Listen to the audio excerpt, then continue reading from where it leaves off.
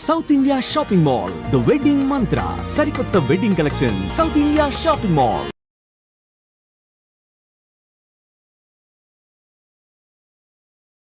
అయితే cinema release అయ్యి అసలు వరల్డ్ రికార్డ్ రేంజ్లో రికార్డులన్నీ బదులు కొట్టేసి అసలు ఇండస్ట్రీ చరిత్రని మళ్ళీ తిరగరాసి మెగా స్టామినా అంటే అయితే చిరంజీవి గారిలోని గొప్పతనం మళ్ళీ ఆ రోజు సక్సెస్ మీట్లో చెప్పారు కదా, ఎఫ్ఎన్సిసిలో జరిగిన దాంట్లో నా తమ్ముడు రవితేజ కనుక లేకపోతే సినిమాలో అసలు ఇంత సక్సెస్ ఉండదని. చాలా గ్రేట్ ఆ విషయం కదా. ఎప్పుడు కూడా మీడియా పరంగా కాదు, లేకపోతే పబ్లిక్ పరంగా కాదు, పర్సనల్గా లేకపోయినా పర్సనల్గా కూడా రవిని మళ్ళీ న్యాయం చేశాడు బాబీ. రవి గడే రవి కరెక్ట్, అడు చంపేశాడమ్మా, కన్నీళ్ళు తెప్పించేసాడమ్మా అంటుంటాడు. ముందు అన్నది కూడా ఆయనే కదా, ఆయనే క్యారెక్టర్ చెప్పగానే మీరు రవి కదా అని ఎంత అసలు ఎంత సిక్స్ సెన్స్ ఉండాలి, ఎంత అండర్స్టాండింగ్ ఉండాలి దాని మీద. ఎందుకు పర్టికులర్గా నాకు వాల్తేరి వేరే అన్న తర్వాత నాకు ఇంట్రొడక్షన్, ఇంటర్వల్ ఫైట్ ఇవన్నీ క్లాప్ మూమెంట్స్ అయినా డైరెక్టర్గా నేను ప్రౌడ్గా ఫీల్ అయ్యేది కొన్ని సీన్స్ ఉంటాయి. అవును, నాకు పర్సనల్గా దాంట్లో పోస్టర్ మీద బురద పడితే లుంగితో చిరంజీవి గారు తుడిసే సీన్ ఉంటుంది. అవును అవును, అది ఒక మ్యాజికల్ మూమెంట్. అది ఎస్, అది రవితేజ గారి డెత్ సీను. ఆ సీన్ నిజంగా కూడా అంత నమ్మి చేయక్కర్లా చిరంజీవి గారు, ఊరికి ఒకసారి తుడిస్తే సరిపోద్ది. బట్ ఆయనే 2-3 సార్లు తుడిసేసి బురద ఆయనే కొంచెం వేసేసి అంటే పైగా మీకు ఆ సీన్ గురించి చెప్పాలి. ఇది కూడా ఎక్కడ చెప్పాలా. ఫస్ట్ ఆ సీన్ మేము ఎక్కడో ఒక లైవ్ లొకేషన్లో అనుకున్నాం, not Ramoji film city, colony ఏదో అనుకున్నాం. ఎక్కడంటారు అది, మన రామోజీ ఫిల్మ్ సిటీ వెళ్తున్నప్పుడు దిల్సుఖ్ నగర్ తర్వాత ఏదో వస్తుంది. అవును, వనస్థలిపురం, ఎల్బీ నగర్ అవన్నీ అక్కడ ఎక్కడో ఒక రియల్ కాలనీలో ప్లాన్ చేసాం.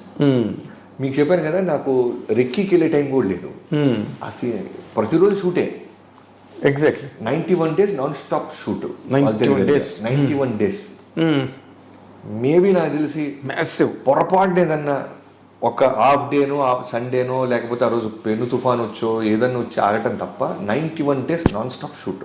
వాల్తేరి పొద్దున్నే బండి ఎక్కటం, సినిమా షూటింగ్కి వెళ్ళటం, షూట్ చేయటం, ఆఫీస్కి రావటం, నేను వచ్చేసి నా రైటర్స్ అంతా ఉంటాం, రేపటి సీన్ రాసుకోవటం, ఓకే అయిన తర్వాత పైకి వెళ్ళటం, పైన సెకండ్ హాఫ్ హ్యాబిట్, ఫస్ట్ ఫ్లోర్లో ఫస్ట్ హాఫ్ హ్యాబిట్, రెండూ చూసుకోవటం, ఇంటికి వెళ్ళి పడుకోవటం, మళ్ళీ 5ంటికి లేకటం, మళ్ళీ 6ంటికి సెట్కి వెళ్ళటం. ఇదే 91 days నాకు కాన్ఫిడెంట్ ఉండేవాడు.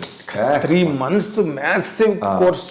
అసలు అన్నీ కూడా బలమైన సీన్స్, ఏది కూడా సాంగ్ అనో ఫైట్ అన్నీ ఏ సీన్కి ఆ సీన్, ఏ ఎపిసోడ్కి ఆ సెట్ అలా ఉంటాయి. కాదు, మిలిటరీ ట్రైనింగ్ కూడా ఇంతకన్నా మామూలు కొంచెం ఈజీగా ఉంటుందేమో. 3 నెలలు కంటిన్యూస్గా అంటే రియల్లీ. ఇప్పుడు ఆ సినిమా మీరు చెప్పినట్టుగా ఆ సినిమా రిలీజ్ అయ్యి అంత పెద్ద హిట్ అవ్వడం, ఆయన అన్ని చోట్ల కూడా చాలా ఓపెన్గా మీ గురించి కూడా అసలు ఎంత బాగా అంటే దాచుకోకుండా, ఇప్పుడు అంత పెద్ద హీరో నేను చేశాను అని అంటే అయిపోయింది, మొత్తం క్లోజ్. కానీ మా బాబీ అని మొన్న కూడా అవనిగడ్డలో 365 రోజులు ఆడింది. వాట్ ఈజ్ ఇట్ అండి అసలు? మీరు ఎక్స్పెక్ట్ చేశారా రామకృష్ణ థియేటర్లో? అంటే 1 year ఒక సినిమా ఇప్పుడున్న పరిస్థితుల్లో ఆడిద్ది అనేది ఎక్స్పెక్ట్ చేయడం అసలు impossible thing. Out of dream. 3 రోజులు 5 రోజులు 2 వారాల సినిమా, ఇప్పుడున్న 2 వారాలు ఆడటం అంటే చాలు, నిర్మాత happy, director happy, fans happy.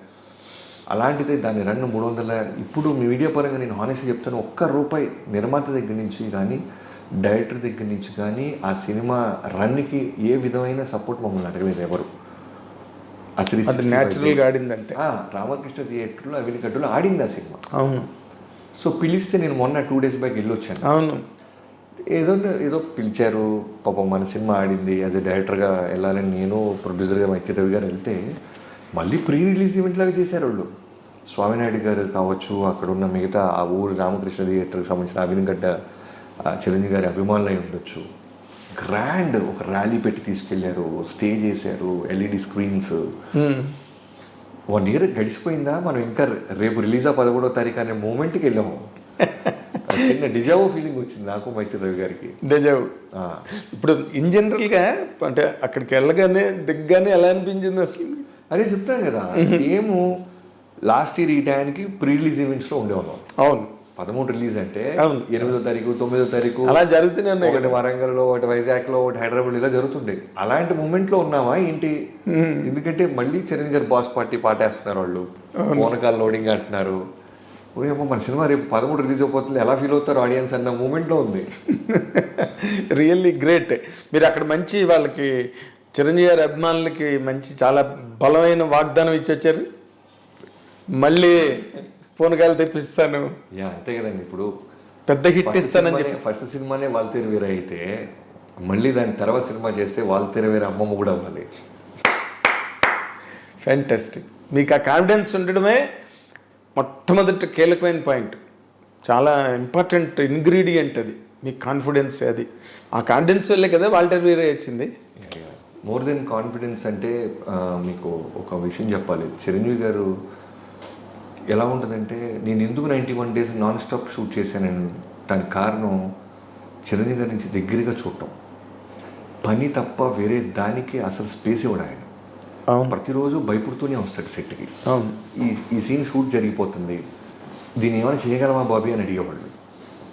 ఇంత హోంవర్క్ మెగాస్టార్ చేస్తున్నప్పుడు మనం ఎందుకు చేయకూడదు, మనం ఎందుకు రిలాక్స్ అవుతాం, కథ ఓకే అయిపోయిన తర్వాత మేకింగ్ మీద తప్ప రైటింగ్ మీద ఎందుకు పెట్టట్లేదు, రైటింగ్ మీద కూడా పెట్టాలి కదా మనం అని ఒక కథని ఎన్ని యాంగిల్స్లో ఒక కమర్షియల్ సినిమాని ఆలోచించాలో అంత హోంవర్క్ చేసేసాం.